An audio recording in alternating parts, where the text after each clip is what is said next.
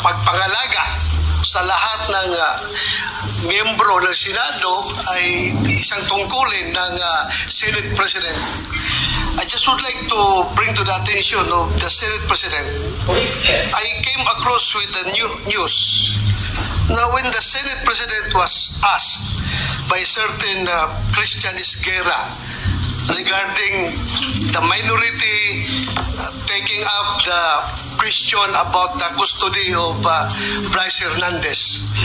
Ito po ang sagot ng ating Senate President, which I find it very sad because being the Senate President, we hope that you are going to take care of not only the majority, because you are not the majority leader, you are the Senate President, and we hope that the majority and the minority will be taken care of by the leadership of the Senate. And if I quote your answer, Mr. President, gimmick yan ng minority. Hindi ba nila naiisip na baka si Martin Romualdez ang tuta ko? Makabintang sila porque pinagbigyan ko yung TRICOM, tuta na ako. May ginawa ba akong illegal? Yung request ng House of Representatives, illegal? Hindi. Ang gusto ninyo, awayin ko yung House of Representatives on day one, mamatay sila sa sama ng loob.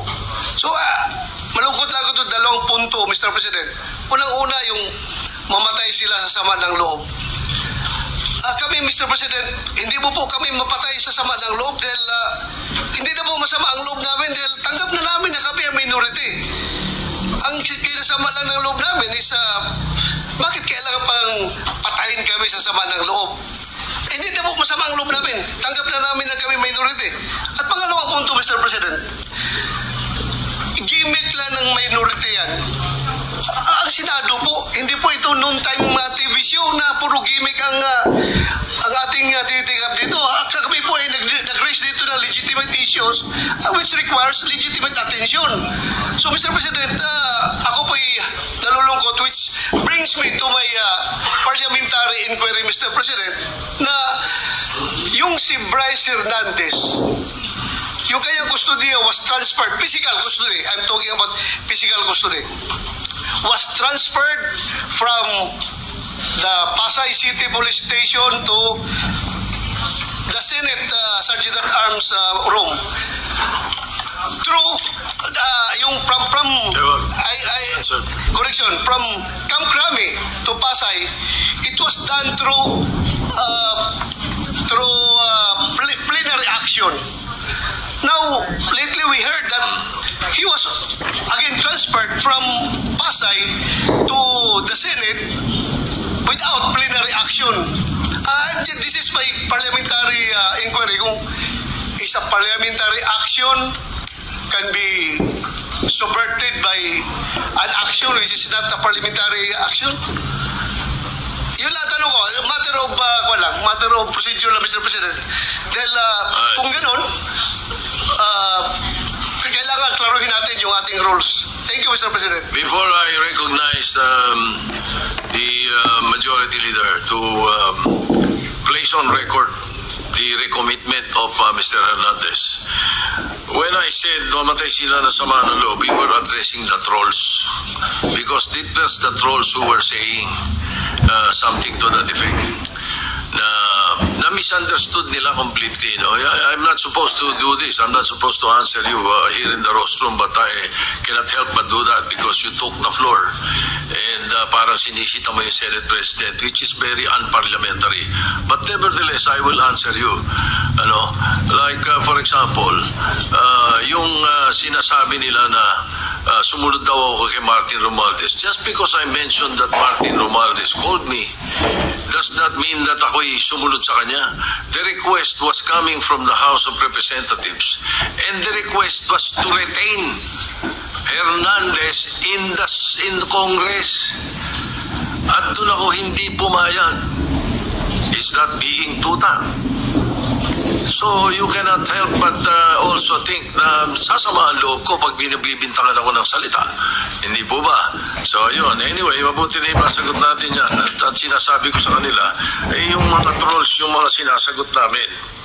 Ngayon, to answer the issue of Mr. Hernandez, the majority leader may read the recommendation or the recommitment of Mr. Hernandez to the Senate custody. Yes, Mr. President. Mr. President, with the permission of the body, we made a study on the action that transpired the last 2 days on the recommitment of Vice Hernandez dito po sa atin sa Senado. To put on record, this is how it transpired. Last week, it was requested by, of course, the House of Representatives that we detain him in the House of Representatives. Hindi po kayo pumayag. Ang sabi nyo, kung ganun po ang gusto ni Hernandez kasi ayaw nyo pong bumalik dito, ang sinabi mo, hindi pwede. Dapat neutral and safe area doon po sa PNP Custodial Center. So nagkaroon po tayo ng debate dito dahil it was our distinguished colleague Senator Marcoleta who raised the issue that why was he put in the PNP Custodial area and not to the Senate detention facility, which was seconded by many of the members of the minority. A debate ensued. After the debate, I asked for a minute suspension and we all suggested na sa Pasay City Jail na lang po dahil malapit po sa Senado.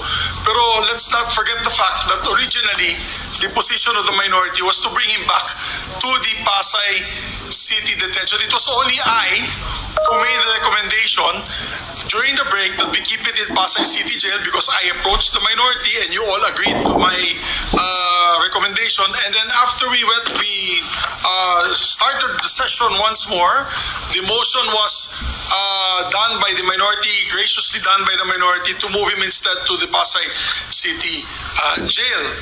But upon consultation of the chairperson of the Blue Ribbon Committee, Senator Lacson, the Senate President granted the request as the chairperson of the Blue Ribbon Committee requested that he be brought back to the Senate, which was really, yun talaga ang posisyon ng gusto ng ating minority at the time para wala ng gulo. Pumayag po kayo na dito na lang sa Senado at may request na rin po for the record, may sulat po si Bryce Hernandez, ang abogado niya, na ibalik siya dito at yan po ay confirmed sa kanilang hearing this morning for his writ of amparo before the Pasay City Regional Trial Court. Sinabi po ay doon na lang po ako sa Senado ilagay. So, the Senate President acted on the request na gusto ibalik na lang po dito. Tayo naman po ang may kustudiya niya sa kanya. At as a matter of fact, while watching the press con of our distinguished colleague Senator Marcoleta, nung tinanong sa kanya, sinagot po ni Senator Marcoleta ay tama naman po yan, dapat talaga dito siya sa Senado kasi tayo po ang may kustudiya. Sinabi po ng ating mahal na senador yun. So we also pursuant to Article 6, Section 6 of the rules of the Blue Ribbon Committee, which states, a witness cited in contempt may be ordered to be detained in such a place, be designated by the committee or concurrence of the Senate President by either detention order or commitment order. And under that commitment order, wherein the witness cited contempt refuses to produce documents required of him and her or to be sworn or to testify or maliciously evades or misleads the committee or otherwise purge himself or herself of that contempt may be ordered to be committed to any jail or prison facility upon recommendation of the committee through the chairman or the concurrence of the Senate President. So in this case po, the chairman had requested that he be brought back to the Senate for detention. There are recent unsettling statements. Yeah, Mr. President, just to before my apologies to Senator Marcoleta because Senator Erwin has been quietly, diligently waiting for his turn to give his privilege speech. Well, if Senator Erwin is willing to give way, we have no problem, Mr. President. All right, go ahead. You may proceed. And besides, Mr. Majority Leader, I'm rising on a question of privilege, which is the higher and preferred way of speaking before this body. Mr. President, I am armed by the explanation of the minority leader that we're not questioning the prerogative of presiding officer, but we can question the Senate President on issues that are quite legitimate, such as the matters I would like to raise today.